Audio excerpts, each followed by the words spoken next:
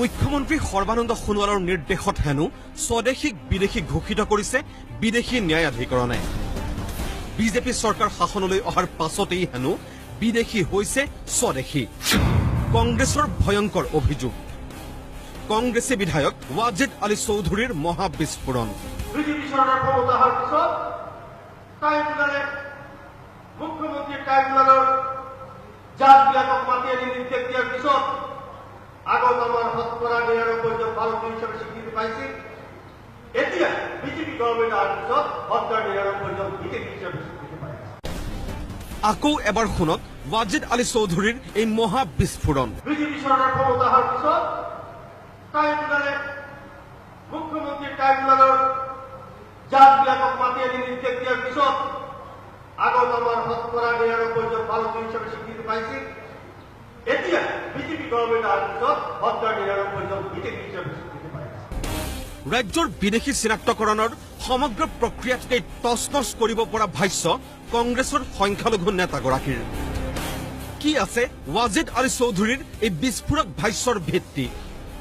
ৰাজ্যত চলি আছে NRCৰ জৰিয়তে বিদেশী নাগৰিক চিনাক্তকৰণৰ প্ৰক্ৰিয়া।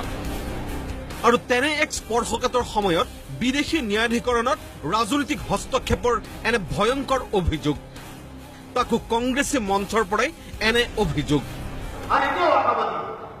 আমি বিচাৰো কোনো এজন বাংলাদেশীৰ নাম NRC সোমাব নালাগে, কিন্তু NRC যাতে স্বদেশী বাদ নপৰে এইটো আমি চাব লাগিব। ট্ৰাইব্যুনেলে বিদেশী বুলি ঘোষণা কৰিলে এটা হেড কথা নহয়। হাইকোর্ট আছে, সুপ্রিম কোর্ট আছে। দুই কি কাগজের ভিত্তিত লিখেছি জানার ভিত্তিত আমার নামে NRC অভিযোগ হয়েছে, আমি তো ভারতীয় অপরাধ। প্ৰদেশ কংগ্ৰেছৰ সভাপতি ৰিপুণ বৰা, প্ৰাক্তন মুখ্যমন্ত্ৰী ভূমিধৰ বৰ্মন, প্ৰাক্তন মন্ত্ৰী শৰদ বৰকটকীকে ধৰি মঞ্চত সকলো আছিল। কিন্তু কোনেও তু শব্দ এটাকে নকৰিলে ৱাজেদ আলী চৌধুৰীৰ এই ভয়ংকৰ অভিযোগৰ পাছত। অৰ্থাৎ মৌন হৈ ৱাজেদ আলী চৌধুৰীৰ ভাষ্য সমৰ্থন জনালে নেকি এওঁলোকে? অৱশ্যে NRCক লৈ আশাবাদী বুলি ক'লেও চৌধুৰীৰ এনে বিস্ফোৰক মন্তব্যৰ প্ৰত্যুত্তৰ চৰকাৰ তথা শাসক দলে কিদৰে দিব সেয়াহে লক্ষণীয় হ'ব। কাৰণ পুনৰ কৈছো, ৱাজেদ আলী চৌধুৰীৰ বক্তব্যই নস্যাৎ কৰিছে বিদেশী ন্যায়াধিকৰণৰ স্বাধীনতা তথা বিশ্বাসযোগ্যতাৰ প্ৰসংগক। কেমেৰা পাৰ্চন হেমন্ত শৰ্মাৰ সৈতে ছাজাদুল ৰাণা হুছেইনৰ ৰিপৰ্ট, প্ৰতিদিন টাইম।